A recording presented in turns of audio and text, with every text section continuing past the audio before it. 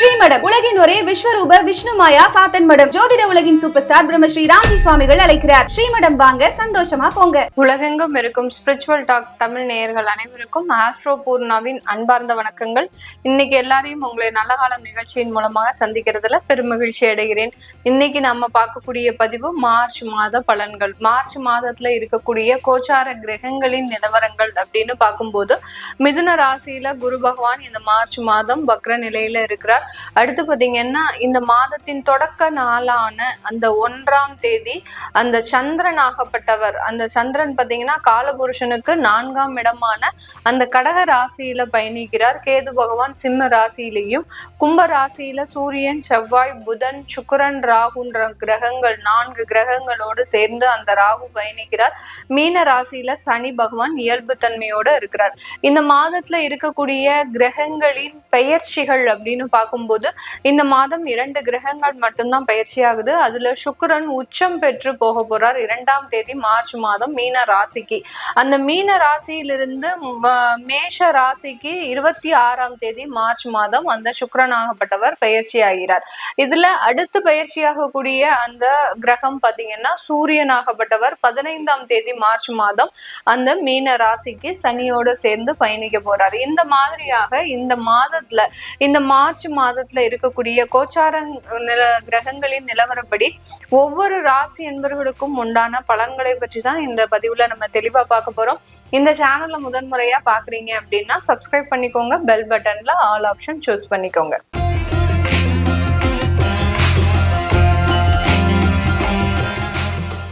சிம்ம ராசி என்பர்கள் காலபுருஷனுக்கு 5ஆம் இடம்னு சொல்லக்கூடிய பூர்வ புண்ணிய ஸ்தானத்துல இருக்கக்கூடிய ராசி இந்த சிம்ம ராசி. எப்போதுமே ஒரு தெய்வத்தினுடைய பலத்தை நம்பி சில வேலைகளை செய்யக்கூடியவர்கள் இந்த சிம்ம ராசி என்பர்கள் தான். யாரையும் நம்ப மாட்டேன், தெய்வம் என் பக்கத்துல இருக்கு, அந்த கடவுளே என் பக்கண்டா அப்படின்னு சொல்லக்கூடிய அளவிற்கு அந்த கடவுளினுடைய முழு பலத்தையும் நம்பி உழைப்பவர்கள் இந்த சிம்ம ராசி என்பர்கள்.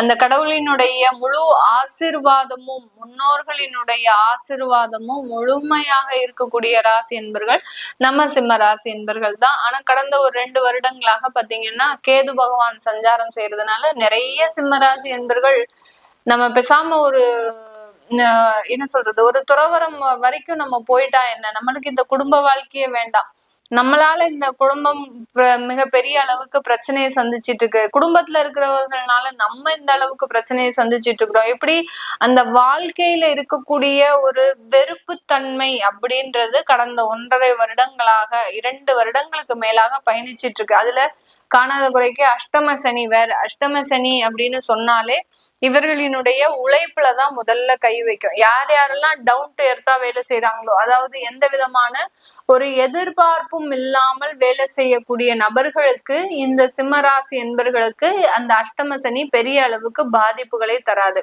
ஆனா ஏதோ ஒரு எதிர்பார்ப்பு வைக்கிறீங்க, நம்ம இன்னைக்கு இந்த வேலையை செய்தா நம்மளுக்கு இந்த வருமானம் கிடைக்கும் அப்படின்னு நினைச்சு நீங்க ஏதாவது ஒரு எதிர்பார்ப்புகளோடு செய்தீங்க அப்படின்னா அங்கதான் சனி பகவான் நமக்கு வேலை செய்ய ஆரம்பிச்சிருவாரு. அஷ்டம சனியாக வேலை செய்ய ஆரம்பிச்சிருவாரு. எங்க உங்களுக்கு, அதாவது சனி பகவான் அப்படின்றது ஒரு கர்மகாரகன், வேலைக்காரகன், அடுத்து பாத்தீங்கன்னா ஒரு தர்மகாரகனும் கூட. அந்த மாதிரியாக இருக்கக்கூடிய அந்த சனி பகவானே 8ஆம் இடத்துல சஞ்சாரிக்கும் போது என்ன ஆகும் அப்படின்னு கேட்டீங்கன்னா, உங்களுக்கு உழைப்புனால பிரச்சனைகள், அதாவது நீங்க ரொம்ப டெடிகேட்டடா வேலை செய்வீங்க, ஆனா அங்க இருக்கிறவங்க பாத்தீங்கன்னா உங்களை மதிக்கவே மாட்டாங்க. அந்த அளவுக்கு அந்த உழைப்பையே வெறுக்கக்கூடிய அளவிற்கு அந்த சனி பகவான் உங்களுக்கு தொந்தரவுகளை கொடுக்க ஆரம்பிச்சிருவார். இப்போ ஒரு பிசினஸே செய்றீங்க, அதுலயும் இந்த சிம்மராசி என்பவர்கள் அதிகப்படியாக செய்யக்கூடிய ஒரு தொழில் அப்படின்னு பாத்தீங்கன்னா உற்பத்தி சார்ந்த தொழிலை பண்ணுவாங்க. எதையெல்லாம் செய்ய முடியாதோ அதையெல்லாம் செய்யக்கூடியவர்கள் நம்ம சிம்மராசி என்பவர்கள். மலையை கட்டி போட்டு இழுக்கணும், யானைக்கு தீனி போடணும், இந்த மாதிரியாக யார் யாரெல்லாம் சாதாரணமான சில விஷயங்களை எல்லாம் செய்ய முடியாத முடியாது அப்படின்னு நினைக்கிறாங்களோ அதை எல்லாத்தையுமே தொழிலாக எடுத்து நடத்துபவர்கள் நம்ம சிம்மராசி என்பர்கள். இப்படி இருக்கக்கூடிய இந்த சிம்மராசி என்பர்களுக்கு அந்த தொழில் ரீதியான நிறைய பிரச்சனைகளை, அதாவது வழக்குகள், தேவையில்லாத ஒரு சண்டை சச்சரவுகள், தொழிலாளர்கள்னால பிரச்சனை, ஒரு 5 பேர் கான்ட்ராக்ட் பேசிஸ்ல வேலை செய்யறதுக்கு வராங்க அப்படின்னா அந்த 5 பேரும் ஒரேடியா வேலையை விட்டு போகிறது, இந்த மாதிரியாகலாம் அந்த அஷ்டம சனி இந்த மாதிரியாக சில பிரச்சனைகளை தொழில் சார்ந்தும் கொடுப்பதற்கு தயாராக ஆயிடும். அப்போ இந்த இடத்துல நம்ம எப்படி இருக்கணும், அடுத்த ஒரு அதுக்குண்டான ஒரு கேள்வி. இப்படியே எல்லாம் பிரச்சனையவே நம்ம சனி பகவான் நமக்கு கொடுத்துக்கிட்டே இருந்தாரு. காணாத குறைக்கு கேது பகவான் வேற நம்மளுடைய ராசி மேல இருந்து பயணிச்சிட்டு இருக்கிறார். அதனால எந்த முடிவும் எடுக்க முடியல மேடம். குடும்பத்துக்கு போனா மனைவி திட்டுறா, கணவர் திட்டுறாங்க, குழந்தைங்க நம்ம பேச்ச கேட்க மாட்டேங்கிறாங்க.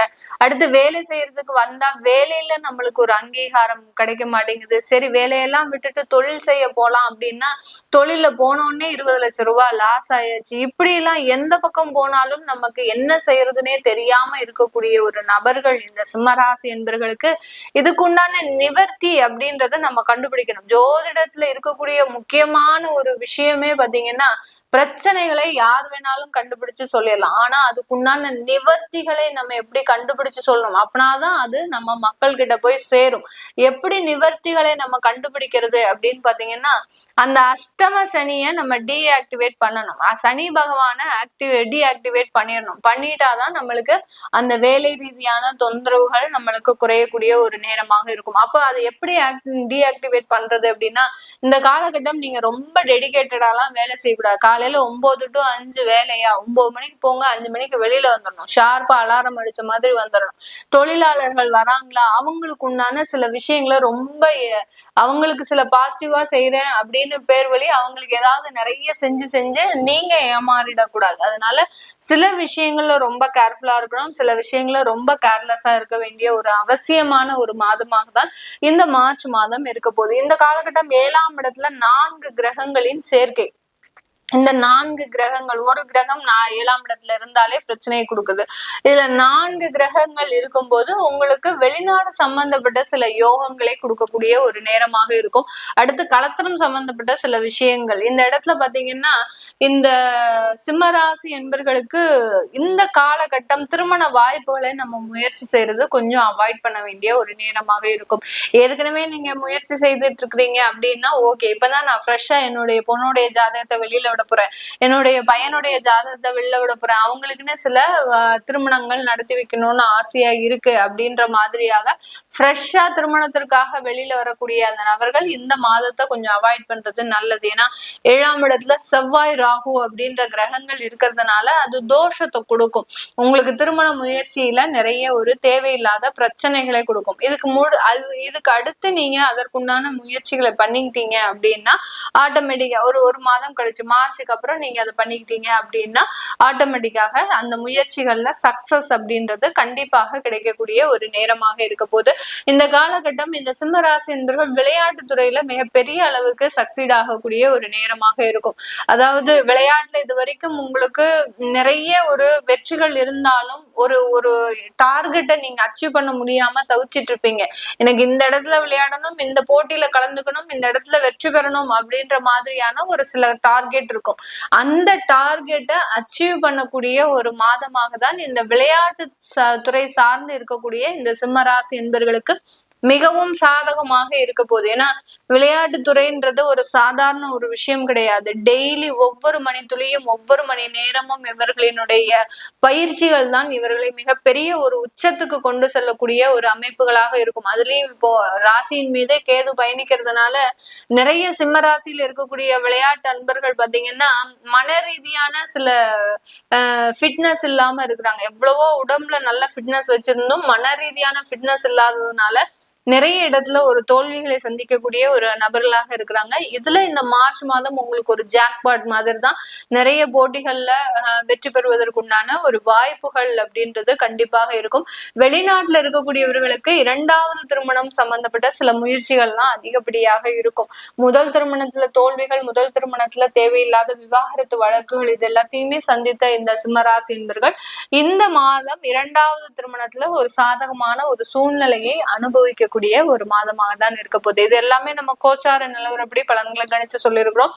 நான் இந்த பதிவின் இடையில சொன்ன மாதிரி உங்களுடைய திசா புத்தி சுய ஜாதக பலன்களை நீங்க பாத்துக்கிறது நல்லது. அதை பார்க்கணும் விருப்பப்படுறவங்க கீழே இருக்கிற நம்பருக்கு வாட்ஸ்அப்ல அப்பாயின்மெண்ட் வாங்கிட்டு நீங்க கன்சல்ட் பண்ணிக்கலாம். உங்களுடைய குழந்தைகளுக்கு ஜாதகம் எழுதணும், நியூமராலஜி படி பெயர் வைக்கணும்னு நினைக்கிறவங்களும் கீழே இருக்கிற நம்பருக்கு வாட்ஸ்அப்ல மெசேஜ் அனுப்புங்க. அதற்குண்டான விவரங்கள் தெரிய வரும். உங்களிடமிருந்து விடைபெறுவது உங்கள் ஆஸ்ட்ரோ பூர்ணா. நன்றி, வணக்கம்.